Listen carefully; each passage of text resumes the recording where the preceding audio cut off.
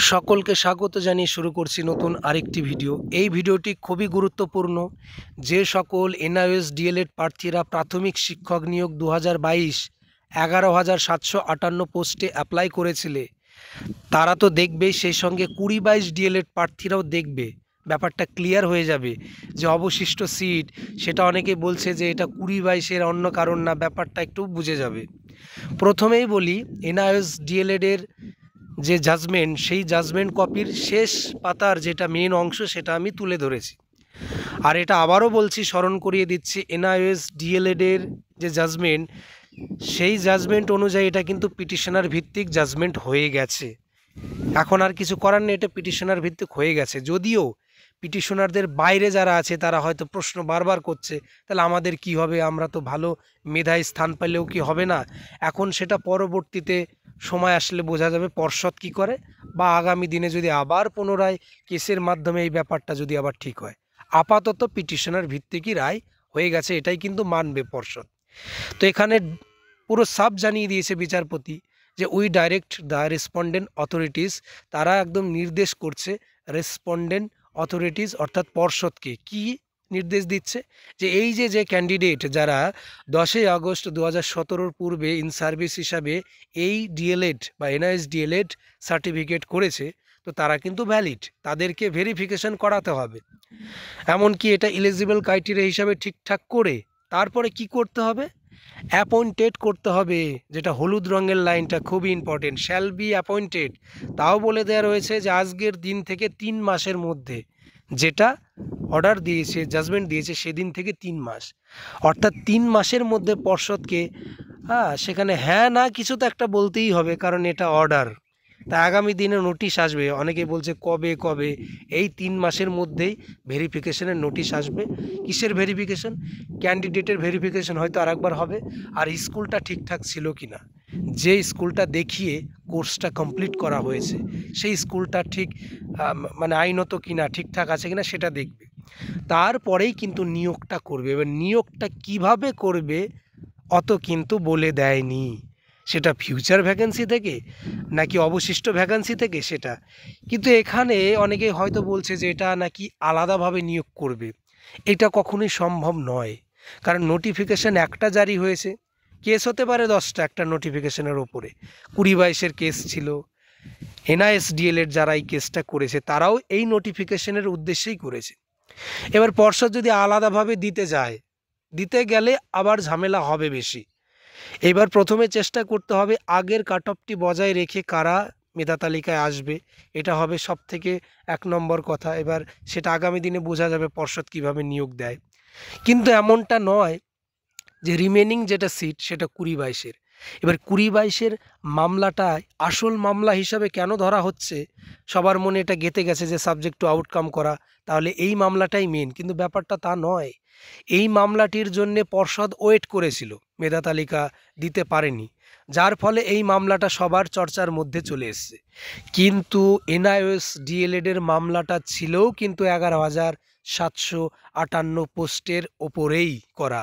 তাহলে এখানে যেটা অ্যাপয়েন্টেড করার কথা বলেছে, এটা তো বাইরে গিয়ে বলেনি যে তুমি 11,700 বাইরে গিয়ে দাও। এবার 11,758 পোস্টের বাইরে গিয়ে যদি দেয় তাহলে তো খুবই ভালো, এটা দেবে বলে আমার মনে হয় না পর্ষদ, যা করবে এর মধ্যেই। এইবার আমি এর আগে পুরনো ভিডিওতেও বারবার বলে আসছি যে বাংলা মিডিয়ামের সিট, বিশেষ করে এসসি আর এসটি বাদ দিলে বাদ বাকি যে ক্যান্ডিডেট মানে জেনারেল, ওবিসি, এ বি, তাদের সিট কিন্তু নেই। যাও দুটো একটা আছে, সেটা পেন্ডিং অবস্থায় আছে। কিসের? 5% অ্যাডিশনাল প্যানেলের পেন্ডিং অবস্থায় আছে। হয়তো কিছুজন নন জয়নিং সিট আছে, হয়তো 10-12টা হবে কি 5-6টা হবে, তাছাড়া কিন্তু কোনো সিট নেই। ওবিসি এ বি জেনারেল, এটাই আমি বারবার বলে আসছি। সেটা আগামী দিনে এখন এই টাফ সিচুয়েশনটা ফেস করতে হবে পর্ষদকে। তারা এখন কিন্তু দুই দিক থেকেই বিপদে পড়ে গেছে, কারণ একই নোটিফিকেশনে অলরেডি একটা হয়ে রয়েছে, মানে নিয়োগ হয়ে রয়েছে 9,533-এর মধ্যে থেকে। আবার দুটো টিম অর্থাৎ 20-22-এরটাও নির্দেশ দেওয়া হয়েছে যে পেন্ডিং নিয়োগ সম্পূর্ণ করো। আবার shall be appointed within a period of 3 month from today, 3 মাসের মধ্যে এনআইএসকেও বলেছে। এবার কিভাবে এদেরকে অ্যাকোমোডেট করবে, এটাই এখন বড় ব্যাপার, বড় বিষয়। বারবার বলছি, এনআইএসের ক্ষেত্রে পিটিশনার ভিত্তিক রায় হয়েছে। পিটিশনার ভিত্তিক মানে যে সবাই চাকরি পেয়ে যাবে তা নয়, মেধায় যারা টিকবে তারা পাবে। 20-22-এর ক্ষেত্রেও তাই। অনেকে বলছে যে 20-22-এরটা নাকি এক কথায় পিটিশনার ভিত্তিক, ব্যাপারটা তা নয়, ওখানে পিটিশনার ভিত্তিক হয়নি। Total panel, draft panel number সহ, র্যাঙ্ক সহ সুপ্রিম কোর্টে জমা দেওয়া আছে সুন্দরভাবে। কাজে অনেকেই হয়তো বলছে যে আমাদের নাম্বার এলোমেলো হবে নাকি, কোনো কিছু হবে না, সমস্তটাই এফিডেভিট আকারে সুপ্রিম কোর্টে জমা দেওয়া রয়েছে। তাই আগামী দিনে তো নিয়োগ হবেই। অনেকে বলবে কতদিন কতদিন, এই যে 3 মাস বলা হয়েছে, আমি প্রথমে এনআইএসকে দিয়ে বলছি এই 3 মাসের মধ্যে কিছু তো একটা আসবেই, অফিসিয়াল নোটিশ। তো সেই নোটিশ নিয়োগের ব্যাপারেই, পরবর্তী ধাপ পূরণের ব্যাপারেই আসবে আশা করা যায়। তো এইটুকুই বলবো এনআইএসের ব্যাপারে। তোমরা অযথা চিন্তা করো না, চিন্তা করবে যারা নিয়োগকারী সংস্থা, তারা এখন কিভাবে দেবে। আমি তো আবারও বলেছি যে বিভিন্ন যে ক্যাটাগরি, অর্থাৎ এক্সামটেডেরটা, নন এক্সামটেডের, এগুলো পরিবর্তন হয়, এক্স সার্ভিসম্যানেরটাও পায়, সেটা কনভার্ট হয়, বা প্যারা টিচারের ওইটাতেও নর্মাল যে ক্যান্ডিডেট তারা পাবে সিট না পূরণ হলে। কিন্তু মিডিয়ামেরটা মাথায় রাখো, মিডিয়ামের কথা বলছি। বাংলারটা কোনোদিন কি হিন্দিতে যাবে, আর হিন্দিরটা কোনোদিন কি বাংলায় আসবে? এটা আজ পর্যন্ত হয়নি এখনো। তাই এই নিয়োগের সাথে যারা 2009 সালের নিয়োগের কথা টেনে নিয়ে আসছো, সেটা কিন্তু মিল হবে না। 2009-এর ব্যাপারটা সম্পূর্ণ আলাদা। আর এটা এখন যে মিডিয়াম অনুযায়ী যেভাবে নিয়োগ হয়, যেভাবে নোটিফিকেশন নিয়োগ হয়, সেখানে একবার নোটিফিকেশন বেরিয়ে গেলে সেখানে কোনো মতেই ভ্যাকেন্সি আর কিন্তু অ্যাড করা যায় না। তাহলে সেই নোটিফিকেশনের গুরুত্ব আর থাকে না, সেই নোটিফিকেশনের গুরুত্ব আপনা আপনি মানে ক্যান্সেল হয়ে যায়। তাহলে তো যে যার মতন করে নিয়োগ করাতে পারতো। এখন কিভাবে কি হবে সেটাই দেখার বিষয়। এইবার এই জায়গাতে আমি একটা কথাই বলবো, যে অনেকে হয়তো ভাবছে, ভয় করছে যারা 9533, যে আমাদেরও তো সাবজেক্ট টু আউটকাম আছে, তাহলে আমাদের কিছু করবে নাকি কাটাছিড়া। এই সম্পূর্ণটাই ডিপেন্ড করছে পর্ষদের সদিচ্ছার ওপর। পর্ষদ যদি একবার হাত তুলে দেয় যে আমাদের কাছে কোনো ভ্যাকান্সি নেই, বা কোনোভাবে ভ্যাকান্সি আমি দিতে পারবো না, সেক্ষেত্রে কিন্তু প্যানেল কাটাছেঁড়া হতেই পারে। কারণ প্রত্যেকটা অ্যাপয়েন্টমেন্ট লেটারে যারা কর্মরত এই প্যানেল থেকে, এই 9533 থেকে, তাদের কিন্তু সাবজেক্ট টু আউটকাম লেখাই ছিল।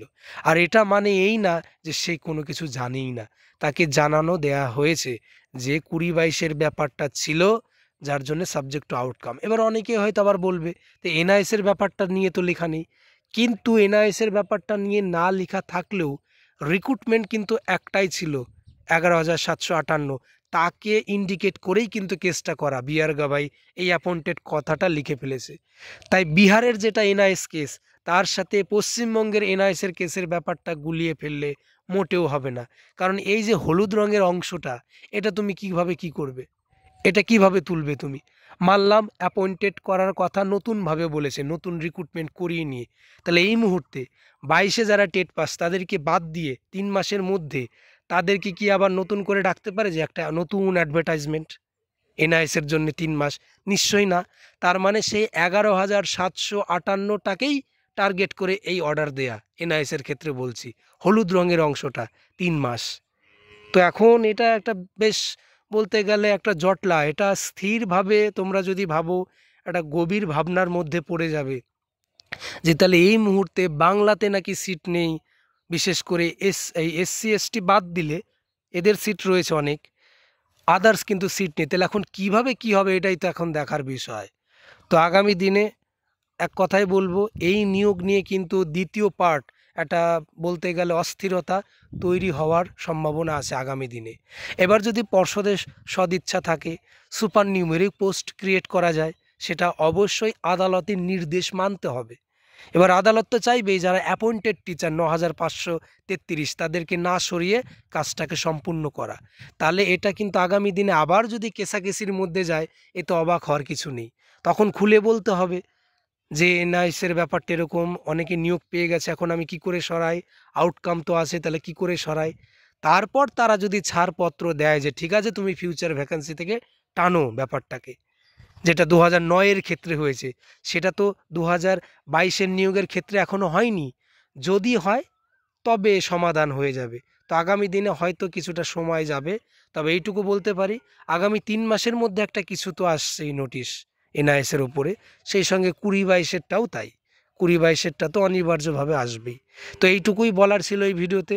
আরও কিছু যদি জানার ইচ্ছা থাকে এই নিয়োগ নিয়ে, এনআইএস প্রার্থীদের মনে যদি কোনো জিজ্ঞাসা থাকে, 20-22 প্রার্থীদের মনে যদি জিজ্ঞাসা থাকে, অবশ্যই কমেন্ট করো। তার আমি উত্তর কমেন্টের মাধ্যমেই দেওয়ার চেষ্টা করব। এই ভিডিওতে এইটুকু ইনফরমেশন ছিল। এখনও যারা আমার এই চ্যানেলটাকে সাবস্ক্রাইব করোনি, অবশ্যই চ্যানেলটিকে সাবস্ক্রাইব করে আমার এই চ্যানেলের পাশে থেকো।